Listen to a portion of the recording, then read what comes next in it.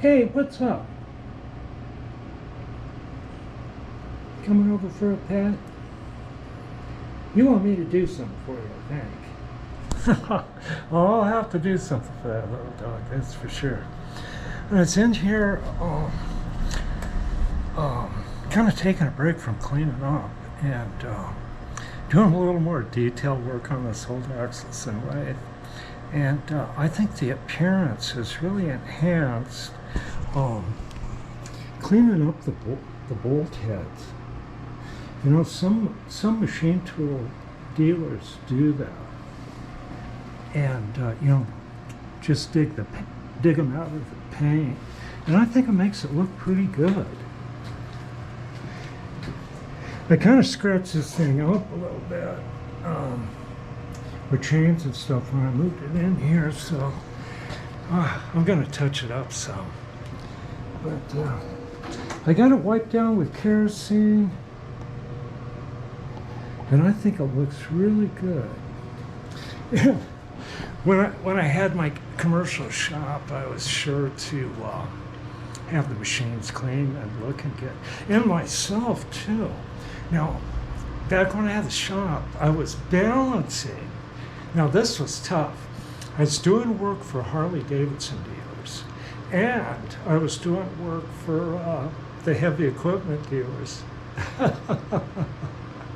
And you know, the two kind of, I don't know, it was kind of funny. But I had real sharp uniforms. I'll put them on, I wore them sometimes.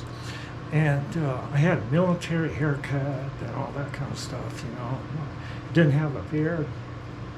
But this is my escape hatch out of YouTube. See, I can shave and cut my hair and nobody'd recognize me.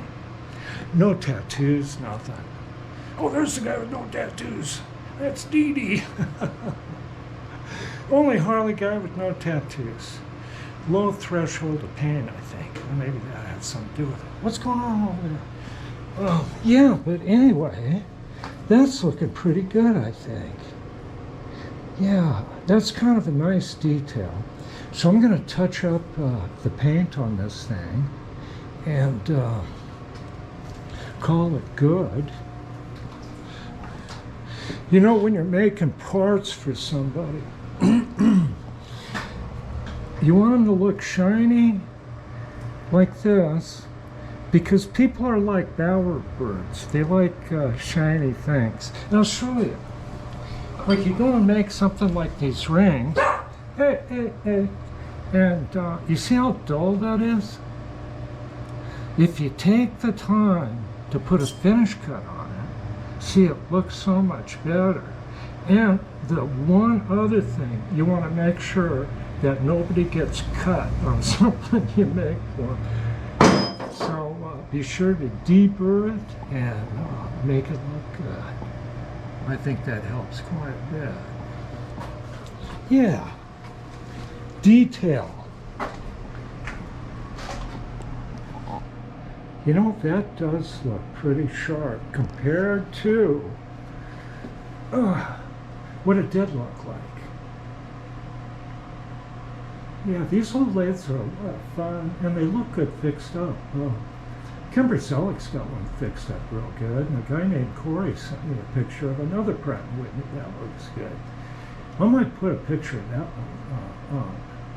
He sent me these pictures. I don't know if he get mad. I don't think so. Very nice Pratt & Whitney he fixed up. So this thing could be, you know, a little bit addictive, you know, working on these machines.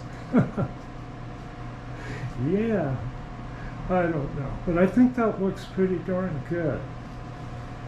And I kind of took a chance on this machine and come out a lot better than I thought, you know, as far as the machine being accurate.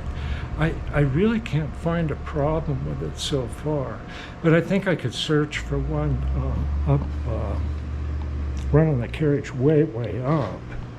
But using the KDK stuff kind of keeps it back a little bit off the worst part of the machine. But I'll have to kind of find out where the bad spots are so I can avoid them if I'm doing work where I need to be in that, where the carriage will be in that position. So, Now these heavy machines, I was looking at HGR, and if I didn't have this one, I might buy, I don't know if it's still on, I haven't looked for a day, but they have an 18-inch by 30 American pacemaker, and it's a monster. And that's kind of what I was looking at locally here. The for a big machine, the Americans, for the small capacity, like even a 14 by 30, can weigh up to 10,000 pounds, twice the weight of this one. They kind of had a competition with each other, I think, you know. But this model here, they continued for a long time, and I was told that you had to order a year ahead on these. I don't know how that went. You had to put the order in, and you'd get the machine the next year. But this machine here, they beefed it up almost 1,000 pounds, and offered up to 15 horsepower motors on it. This one here is just 5 horse, and that's kind of what swayed me away from some of the Americans. There's some of them here was they had higher horsepower, and most of my machines here, the bigger ones, are 5 horse, like the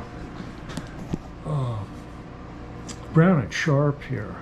It's 5 horsepower, and the more jig horse, 3 horsepower, and I've got the table saw and the spindle molder that are 5 horse. So I was getting by with that homemade phase converter, but and this